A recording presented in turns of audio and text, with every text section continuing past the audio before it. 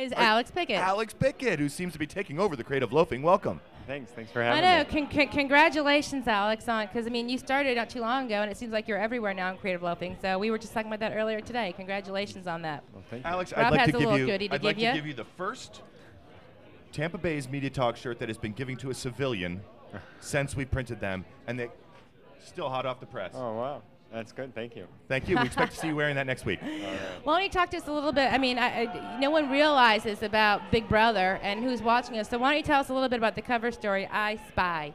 Well, the idea that cameras are in Ybor is not really a new thing at Right. all. It went all over the news when they first went in there. But the thing that I noticed going down in Ybor City, downtown Tampa, downtown St. Petersburg, is also the bunches of private cameras and other city cameras from traffic cams that And they're can zoom private in. cameras? Some of them are. They have some operated by the police, some operated by the city, and some operated by private companies, companies, right. from your ATMs to Right. your regular surveillance. Now, in your exploration of this, do you see that most of it is poised as safety, or is it really some kind of weird voyeuristic way to keep track on all of us, Big Brother? Well, I think a lot of it is safety, and throughout the article, you go over the people who put in the cameras and their ideas behind it. It may smack a little bit of paranoia to think that they all could be connected, but one of the aspects that I did find out that not a lot of people know about is private investigators, lawyers, and other people can have access to a lot of these private tapes. How And do they there's- get this access? Is it a Just- club that you join, or? A club, yeah, it's Well- online. It's an online club. And they're called friendly lawsuits. And one of the private investigators lays it out where it was a case between a man and woman in a custody battle. And she had said that she wasn't drinking anymore. And he had followed her into a 7-Eleven where she had bought a beer and left with it. He was able to get the tapes from 7-Eleven completely legally. And so that's not necessarily committing a crime, buying a beer. But it was used against her later. But did it show her drinking the beer? No. Just Just buying buying the it, but she had told them in the custody battle that she wasn't drinking, and that was part of her case there. So you have to kind of connect two and two and Yeah, say, yeah. hey, listen, come on, we got a shot of you here walking out with a beer in a brown paper bag. Give me a break. Right, Well, right. and when you think about it, too, a lot of private companies and homeowners, they have security cameras. I mean, I heard about the story where on Snow Island where you got married. Yes. There was a story about a break-in that happened over and over again. They put some security cameras in the driveway, and they caught the guy that did it. So.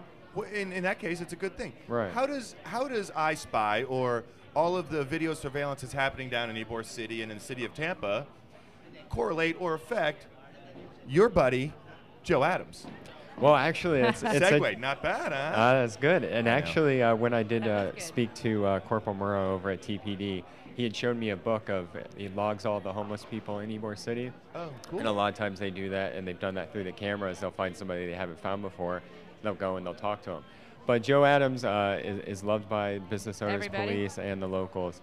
He's the guy down there. If you've been down to Ybor, you've probably seen him, twisting and twirling these The little palm palm frond, fronds into making a rose. And they're very nice, too. He actually he wasn't always in Ybor. He was also, I think, downtown as well for a while. Well, see, that's the kind of thing, too, is there's so many other people out there that do that, and they're in downtown St. Pete, too. But he is supposedly the originator of all the other people that are down there because he's been there the longest. I think people understand Urban Explorer and they understand your cover stories and they do all that kind of, they read and they go, oh, wow, that's kind of interesting, sitting behind a desk and researching on the internet. You actually trompled 2 miles down the street, climbed into the bushes, through the marshland and the snakes and the alligators and all that stuff with Josh, right? With Joe, Joe, yeah. to climb up palm trees to get the perfect palm frond so that he could make his art basically and sell it. And, tell us a little bit about some of your stories of what you've gone through in order to get your story. I mean, some crazy. Give me one. I know you did a downtown St. Pete thing that was pretty heavy duty. I did. I went with the Hillsborough Coalition of the Homeless here recently Yes, to you do their did. census, and we went all around North Tampa. And you still have letters to the editor almost weekly on your Urban Explorer. I mean, at least I think I saw one in there today, for a matter of fact. I know this is in the script and we're probably running out of time, but can you tell us how you choose your Urban Explorer stories? Yeah. Where does it come from? It's just walking around. I just try to go and see, like, wait, what is that? What's interesting about that? And I figure if I'm interested by it and I wonder about it, then everyone else is too. And then get to research and. But you start find the most walking. obscure things that most people don't even, you don't think about it. You fly by. But isn't it funny how when you do read the Urban Explorer, you're like, oh my God, I bought a rose from that guy or something like that, or I've been down that street and saw that apartment complex with all the controversy, you know? Right. It's a cool thing. You do a very good job. Well, thank you. Very good Thank job, you. I man. Very appreciate cool. it. Why don't Very you great. tell us some of the see and do's that you have going on this weekend, besides the fair, of course? Well, yeah. If you want to take somebody out this Saturday, especially like a pre-Valentine's thing, over at the Henry B. Plant Museum, they're having Victorian Valentines, all sorts of Valentines throughout the ages, and they're doing a workshop from 10 to noon on Saturday at the museum. Dealing with how you can make them and make your own, and then throughout February 28th, they'll have them all still there. So if you didn't get a Valentine, you can, still look at someone else's. So that's where you'll be on Saturday.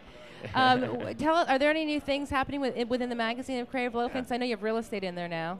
Oh yeah, there's all sorts of things happening every time. New columns being introduced, new things our classified team is doing, new things with our personals ads. I don't think that's gotten much play lately. Yeah, I checked that. No, I'm kidding. Honey, I didn't say that.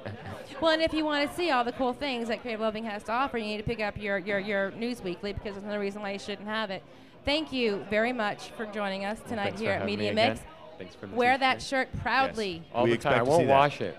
No, don't wash it. I want to see that in a picture of your next Urban Explorer. You're out there like this with some homeless dude. That's what I'm talking about, Alex. That's good music. That's good stories right there.